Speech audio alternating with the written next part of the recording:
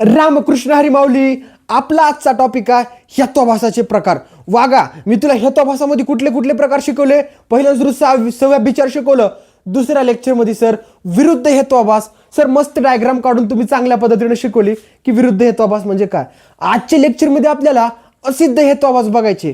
Sir माझा आजचा topic काय. सर तिसरा आहे माझा कार्यकर्ता असिद्ध हेत्वाभास. वागा, मी तुला लेक्चर स्प्लिट करू शिकवत आहे, कारण तुला इन्फॉर्मेशन भेटणं खूप महत्त्वाचे आहे.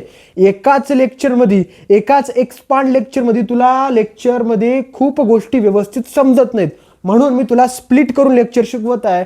त्याचा तिसरा कार्यकर्ता कुठला आहे सर. असिद्ध हेत्वाभास. बर सर, असिद्ध हेत्वाभास म्हणजे काय असते हो.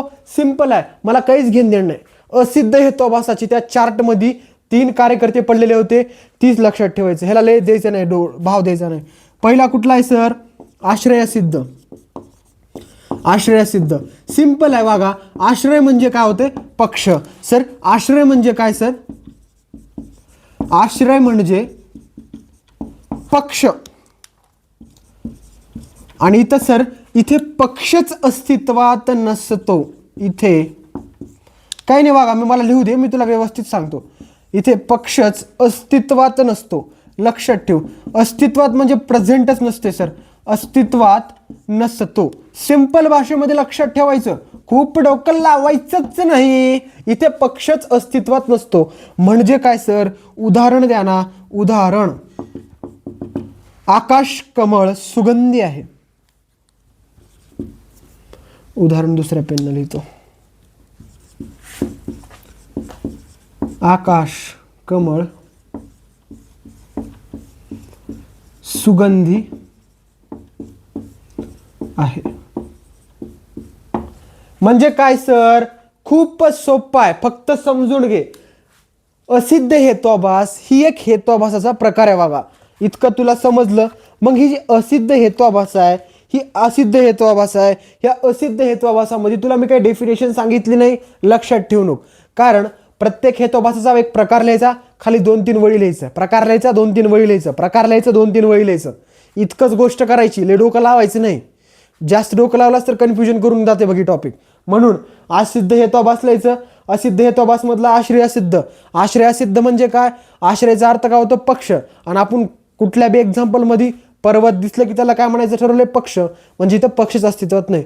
आता बघ, आकाश कमळ सुगंधी आहे म्हणलं, पण एक डोकं लाव. आकाशामध्ये सर, आकाशामध्ये कमळ उगवते का. अरे कमल तो खिलता है कीचड़ में. कीचड़ में खिलता है वागा. आकाशात कमळ कसं उगवल. म्हणजे आकाश काय झाला इथं. पक्ष झाला. ही गोष्ट लक्षात घे. ही आकाश काय झाला इथं. पक्ष झाला. पक्ष झाला. आणि ही जी कमळ आहे बघा, ही कमळ काय झाला माझा. हेतू झाला. सिंपल आहे, लक्षात ठेवू. हेतू. आणि सिंपल भाषेमध्ये आकाश कमळ सुगंधी आहे, तर ही जी पक्ष आहे ही पक्ष अस्तित्वात आहे का. ही पक्षच अस्तित्वात नाही, म्हणून ही समजून घेणं महत्वाचं आहे. ह्या आश्रयसिद्ध मध्ये लक्षात ठेव. आकाश कमळ सुगंधी आहे, पक्षच अस्तित्वात नाही. तुला कशा पद्धतीनं पक्ष अस्तित्वात नाही हे देखील सांगितलं. बघ सर, दुसरा कुठला आहे. दुसरा टाईप सांगितला होता, त्याच्यामध्ये तुम्ही आश्रयसिद्ध आणि एक असते सर स्वरूप असिद्ध. स्वरूप असिद्ध. स्वरूप असिद्ध म्हणजे काय. त्याच्या पुढची स्टेप वागा. पुढची स्टेप म्हणजे काय. इथं पक्ष असते पण हेतू पक्षावर राहत नसते. सिंपल लक्षात घे. इथं काय सर. इथं पक्षच नाही, इथे पक्ष असतो. इथे पक्ष असतो. इथे पक्ष असतो. पक्ष असते बघा, लक्षात घे. इथे पक्ष आहे पण हेतू पक्षावर राहत नाही. पण हेतू पक्षावर राहत नाही. सिंपल एक्झाम्पल देतो. राहत नाही. उदाहरणात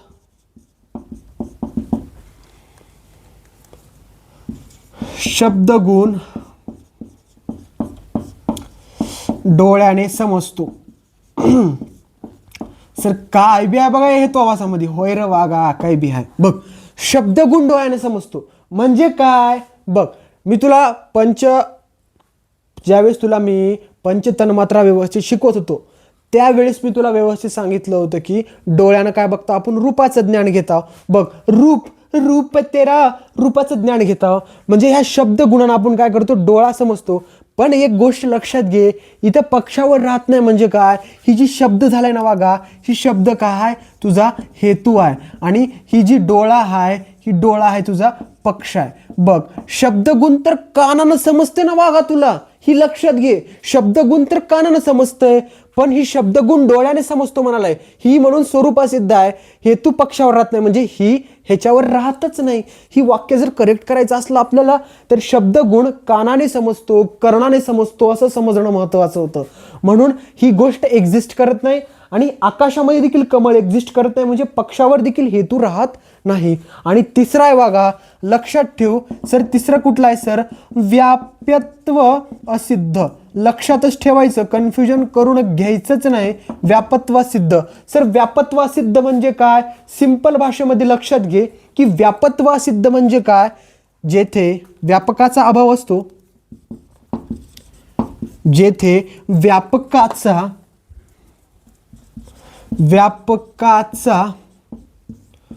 अभाव असतो तेथे व्याप्याचा देखील अभाव असतो.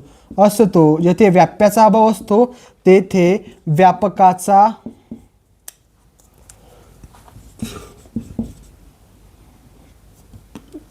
देखील अभाव असतो. व्याप्याचा अभाव असतो. सिंपल लक्षात ठेव. व्यापक, बघ मी तुला शिकवत होतो व्याप्तीलाच काय म्हणलं होतं, व्याप्ती म्हणजे काय, व्यापक आणि व्यापकाचा संबंध म्हणजे जाळाचा आणि धुराचा संबंध. ही व्यापक काय, ह्या व्यापकाला मी काय म्हणलं होतं तुला, मी त्याच लेक्चरमध्ये तुला व्यवस्थित सांगितलं होतं. व्यापक काय, अग्नी आहे. आणि ही व्याप्य काय, धूर आहे. सिंपल भाषेत अग्नी आणि धुराचा संबंध म्हणजे काय, व्याप्ती आहे. म्हणजे लक्षात ठेव, जिथं जाळ नसते तिथं धूर नसते, किंवा जिथं धूर नाही तिथं जाळ नाही. इतकंच लक्षात ठेवायचं. एक्झाम्पल लक्षात ठेवायची गरजच नाही, घाल दे माय, काही नाही. लक्षात ठेव, व्याप्यत्व असिद्ध. बघ, असिद्ध हेतुआभासमध्ये 3 गोष्टी लक्षात ठेवणं महत्त्वाचं होतं. पहिली गोष्ट कुठली होती, आश्रयसिद्ध, स्वरूपसिद्ध आणि तिसरी व्यापत्वासिद्ध. आश्रयसिद्ध ह्या असिद्धमध्ये एकच गोष्ट लक्षात यायला आपल्याला की इथं एक्झिस्टन्स नाही. बघ, पहिल्या एक्झाम्पलमध्ये तर पक्षाचंच एक्झिस्टन्स नाही. दुसऱ्या एक्झाम्पलमध्ये पक्ष आहे पण हेतू पक्षावर राहत नाही. बघ, शब्दगुण आपल्या कानानं समजतं, डोळ्यावर तर शब्दगुणाचा संबंध येतच नाही. त्याला म्हणून काय म्हणलं, हेतू पक्षावर राहत नाही म्हणलं. आणि व्याप्यत्वासिद्धमध्ये जिथे व्यापकाचा अभाव असतो तेथे व्याप्याचा. व्यापक काय सर, अग्नी. व्याप्य काय सर, धूर. म्हणजे जिथं अग्नी नाही तिथं धूर देखील नाही. इतक्याच 3 गोष्टी व्यवस्थित समजून घेणं महत्त्वाचं होतं. पुढच्या लेक्चरमध्ये आपण सतप्रतिपक्ष हेतुआभास बघू. तोपर्यंत रामकृष्ण हरी.